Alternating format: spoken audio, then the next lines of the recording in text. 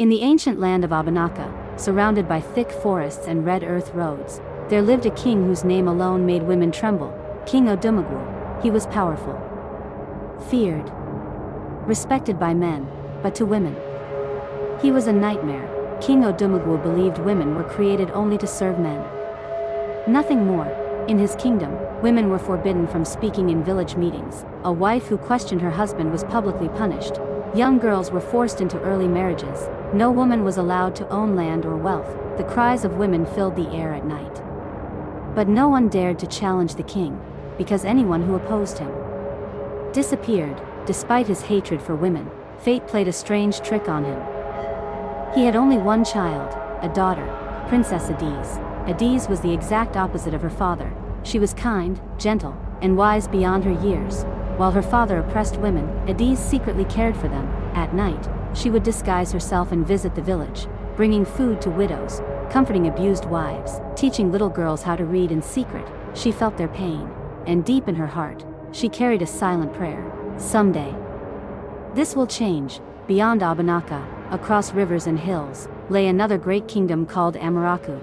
Its ruler, King Iziora, was known for justice and fairness. In his land, women were honored.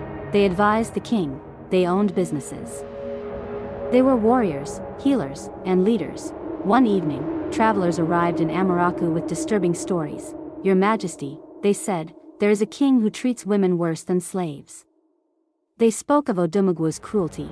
King Iziora listened in silence, but inside him, anger burned. How can a king rule half his people with such hatred?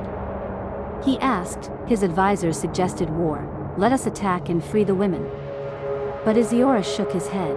War will destroy innocent lives. I want him to feel what he has done. And that was when he made a decision, one that would change everything. Messengers were sent to Abanaka. They carried gifts of gold, wine, and royal cloth. And a message: King Iziora of Amaraku seeks the hand of your daughter, Princess Adiz, in marriage. King Odumagwu was overjoyed. To him, this was power, prestige, victory. Without consulting his daughter, he agreed immediately.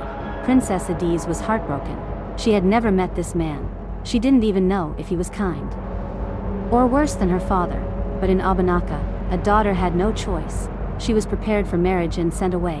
When Adiz arrived in Amaraku, she expected warmth. Instead, she met coldness. King Iziora was distant. He barely spoke to her.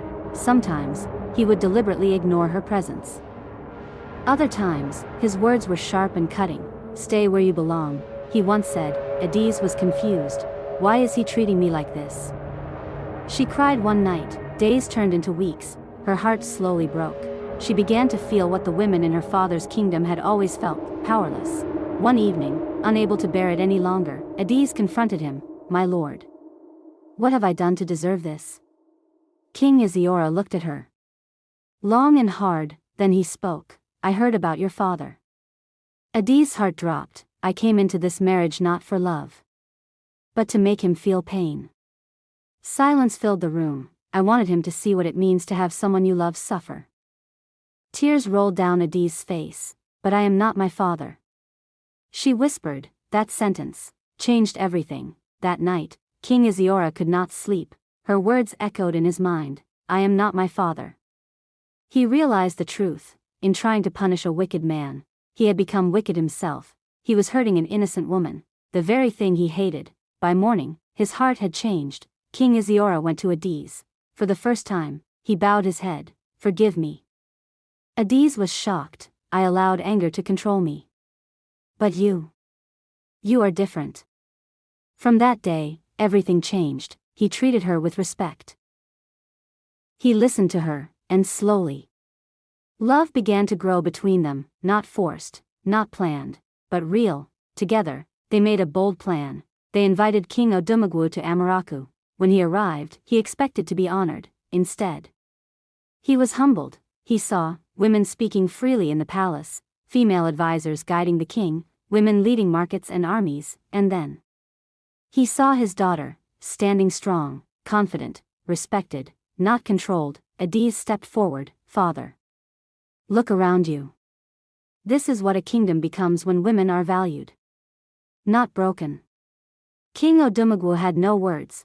For the first time in his life, he felt small, ashamed, broken inside. When he returned to Abanaka, he was no longer the same man. Slowly, he changed his laws. Women were given rights, girls were sent to school, punishments ended, and peace finally returned.